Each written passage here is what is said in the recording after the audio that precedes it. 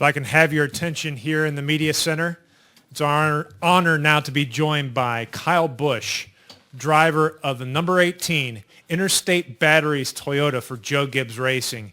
Kyle, an eventful week for you, coming off of the win at the road course at Sonoma. I'm just curious, what would be more challenging for you, doing what you did last week at Sonoma on the road course or driving in this heat this weekend? I think everything in its own way is its own challenge. So certainly last week was a tremendous opportunity for us in our number 18 M&M's Crispy Toyota to get to victory lane. That was so awesome to have that, to get that, to feel that feeling again of getting to victory lane. So that was pretty special, and to do it as fast as we did, I guess, you know, obviously being back for 5-6 races, whatever it was pretty special too. So look forward to this weekend though, and getting back here to Daytona and just kind of being able to get back out there on the racetrack, and of course have the opportunity to be back and to race this weekend. You know, certainly didn't last long for things to turn bad again, but you know, that's behind us. We move on and look forward to hopefully being able to run the full 400 miles here tomorrow night and try to stay unscathed in order to just have a good solid finish. Good deal. We're going to open the floor up now for questions. If you have a question for Kyle, please raise your hand. We'll get a wireless mic to you. We will start in the back with George and come to Don. Yeah, Kyle, way in the back here. George Diaz with the Orlando Sentinel. Coming back, it's been, I guess, 5 months since the accident, and you're at the track where it happened. What's your comfort level with the improvements and the safety improvements that they've made here in terms of how much safer do you feel in the car now?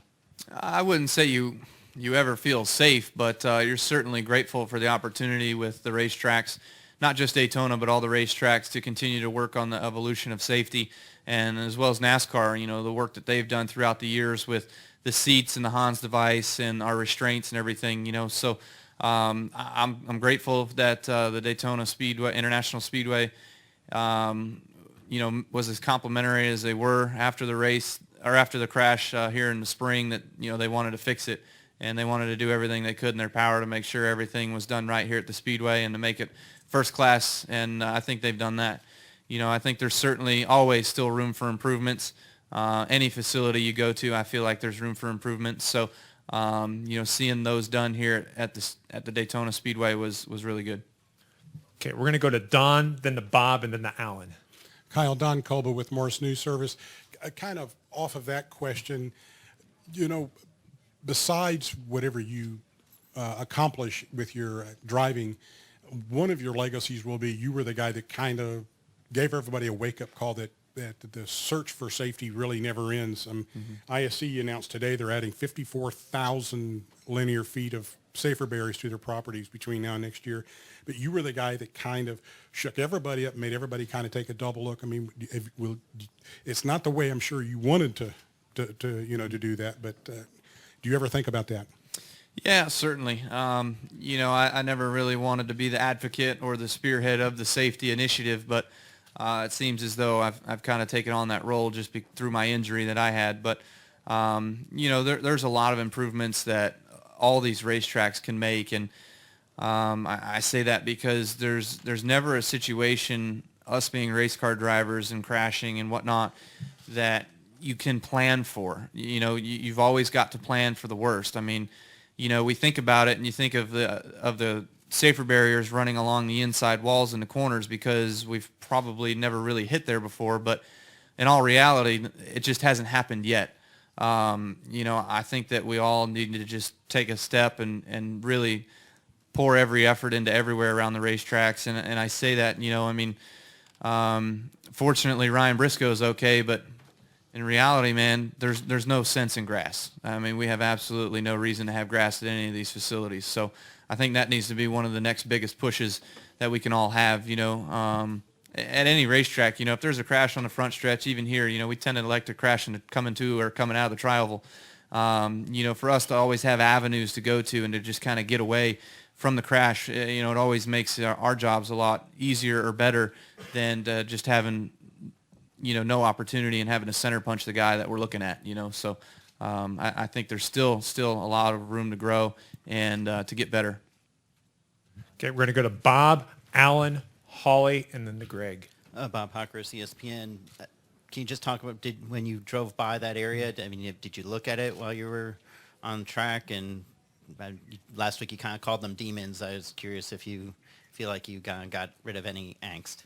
Actually, Joey Chitwood and NASCAR invited me early to, take a ride around and just kind of look at some of the things that they've done. So we went early yesterday, just after lunch, and was able to take a look at some of those things. Actually got out of the van that we were in and just kind of walked the area a little bit, kind of looked at some things and maybe made some more suggestions of what else they could kind of look at and try to make improvements too. So they were all well receptive, and I think it was a good thing that we did that, and hopefully again we can just continue to see the evolution of safety at all these racetracks continue to expand. Alan Cavana, Fox Sports. During your comeback presser, you were very detailed in some of your thoughts about why it happened and how maybe it could be fixed. During their improvements, were you consulted at all just in these last few months from Daytona? I was not. No, I was not actually. So I'm sure they just took everything that they saw from the crash, and maybe they just took everything from my description of the crash, and they learned from that. But no face-to-face, no talking about anything else besides my presser. Okay, we're going to go to Holly, then to Greg, and then back to Mark Long. Holly Kane, NASCAR.com. I see that you made it a point to talk with the doctors and medical staff from Halifax yesterday. Was that something that was very important to you to be able to do? And the follow-up question unrelated to that is, yesterday when you're spinning around and having the crash, were you like, I can't believe this 10 minutes back into being here? So if you could answer those two. Yeah, so going back to Halifax was something that, Samantha and I wanted to do once we kind of got home from the Charlotte hospital. We were like, man, they were so awesome there, and we just kind of reflected on our stay that we had and knew that those people really cared about what they did and cared about, their jobs and everything like that. And it was a beautiful hospital, as well as, the job that all those people did was really wonderful. So we just wanted to make them aware of how appreciative we were and that other people should be, as appreciative too. But, we've had some other stays in hospitals that haven't quite been so nice. So, we just wanted to let them know that they're doing a fantastic job there. And they were real receptive. And, of course, many of the nurses that were there were the same ones that we had while we were there with our stay. And so it was really cool. And then, just getting back to practice and getting out there on the racetrack, I just wanted to get out there and make some laps and feel my car on the long run, and get the tires to where they'd wear out a little bit, and you'd kind of slide around some, and never even got that far, So it was a bit disappointing and frustrating all at the same time, because our guys, they work really hard. They build great race cars, as do all the teams out here. But that was a new car for us that we wanted to get a taste of and run here in the race to see if it was something that we could build a copy of for Talladega, or maybe even coming back here in Daytona in February. So that didn't happen. We're not going to race it. We're going to race a backup and, kind of move on from there. Just hope that the backup is good enough to have an opportunity for a solid finish. It's kind of all we need. We'd love to win. We're going to run up front, hopefully, all night long. But we'll take what we can get. Okay, we're going to go to Greg, then to Mark, then to Dustin, and then to Dinah. Greg Engel, Cupscene.com. Two questions. First off, was there a reason you didn't enter the Xfinity race here tonight? It would have been a great triumph maybe to come back and whip the butt on that. But my follow-up is the other thing that's different since the last time you were here is having your son. And obviously now that you've had, because you get over the initial, he's here, and now the parenthood starts to settle in. How has that changed your perspective, if at all, on who you are now as opposed to then and going forward and your outlook on life? But, the biggest thing is, why aren't you in this car running tonight? The original plan was for me to not be in the Xfinity car until Kentucky. So that would have been next weekend, so I wasn't supposed to run double duty till that point. So this weekend obviously doesn't fit within that. The reason we came back early for Michigan was because we couldn't find a substitute. Absolutely nobody wanted to do it. So I was sort of strong-armed into doing that one. So, fortunately it worked out really well for us. We went to Victory Lane. So Eric Jones will do a great job tonight, I'm sure, in that 54 monster car. So looking forward to seeing him hopefully win tonight. But past that, of course, having a son, I think obviously it'll change your life for the good. I think everything's been awesome thus far, and having Brexton here and my wife Samantha, it's awesome to be able to have them with us every single weekend. But more importantly, I think, it changes you a little bit, but it can't make you soft. You certainly got to go out here and be a fierce competitor just like the rest of these guys, and not let it weaken your spirit any, that you're just here collecting a check. I want to win races. I want to win trophies and celebrate with my team as well as my family. But, at the same time, we always know there's a risk, and, that risk is an unknown. Anything can happen. We obviously saw that here in Daytona in February. So we'll just continue on and pray to the good Lord that he keeps you safe and you come home. Okay, Mark, Dustin, Dinah, and then we'll finish up with Dwight. Mark Long with AP. You mentioned your tour with Joey Chitwood and some suggestions. Was there anything beyond removing the grass and paving that you suggested? There's a little bit more of an opening over there in the area in which I crashed that we'd all kind of like to see closed up some. They have a challenge there with the road course, obviously, and having safer barriers there and everything kind of going on. So we'd love to be able to see that area continue to be closed up more like it is off of Turn 4. Turn 4's got a small gap over there where the safety workers and their vehicles can come in and out. So that was the only other suggestion. And, obviously, of course, the grass is an issue that I think a lot of the drivers would echo my statements on. And then following up on Holly's question, you talked about the crash yesterday, and you joked about it next door, but is there something to be said for going and getting your Daytona crash out of the way, the next Daytona crash? Because it's inevitable here. Yeah, I might have another one tomorrow night. It's just the way this place is and the way these cars run so close together, So,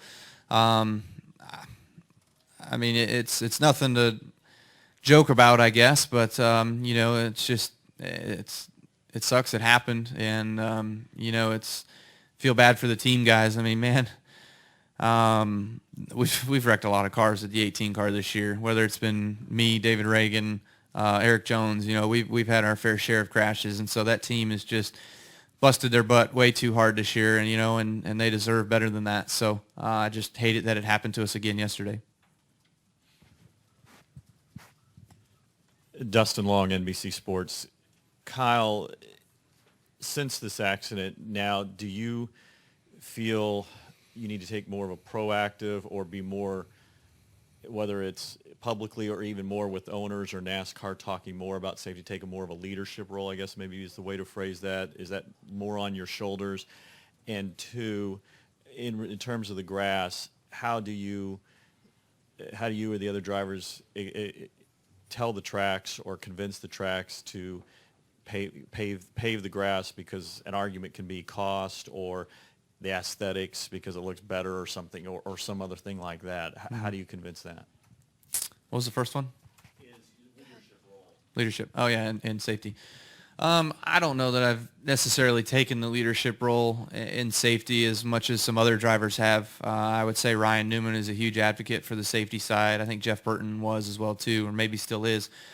But, as far as being proactive, I think these racetracks know what needs to happen. I mean, it's not a secret. It's not us drivers telling them where we'd like to see a wall. It's kind of taking a survey of driving around the racetrack and looking at different ways, that a race car may happen to hit that wall, So it's not rocket science. It just needs to happen. And as far as the racetracks and being able to put more grass in, one of the comments from Chitwood was that, I think they're limited here in Daytona because you're only supposed to have so much pavement per a square area, and you got to have some, I don't know if it's vegetation or what the language is there, but,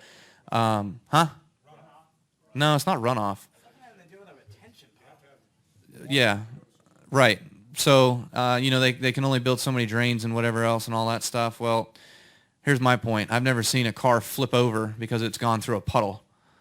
But I guess that could happen. I don't know. But when a car turns around backwards and it gets to, grass and it starts to lift and then it tumbles because it continually keeps getting chunked up in the grass, that's not that's not right. You know, the Ryan Briscoe wreck, if he would have got turned around and if it would have been paved there, A, he may not have gone over. B, if he did go over, he would have just slid on his lid for a while and he wouldn't have gone through the tumble. You know, the hits that keep coming, they're pretty violent. I've been in a hit like that. I've been over on my lid a few times, you know, and it's not fun to continually get those, you know, beating and banging around inside that race car. It doesn't feel good. Okay, we're going to wrap it up here. We're really tight on time, so Dinah, so you can wrap it up for us, please.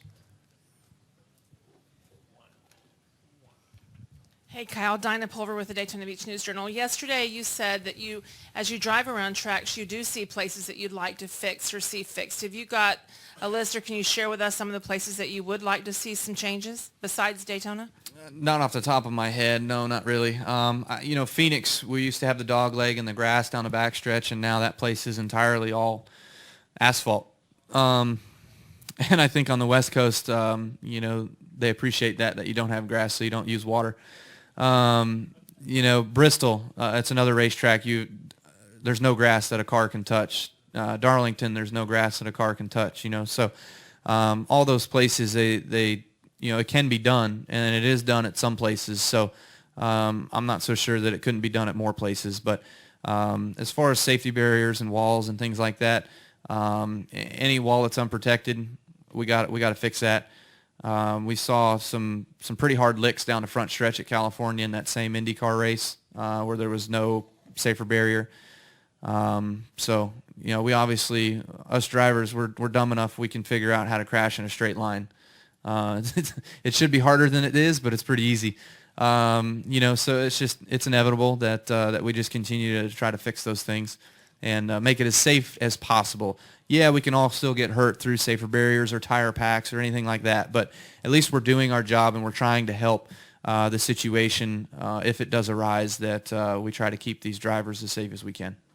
Well, Kyle, I think we can speak for everybody here in this room. It's so good to see you back here. Thank you. And thanks for coming in today. No problem.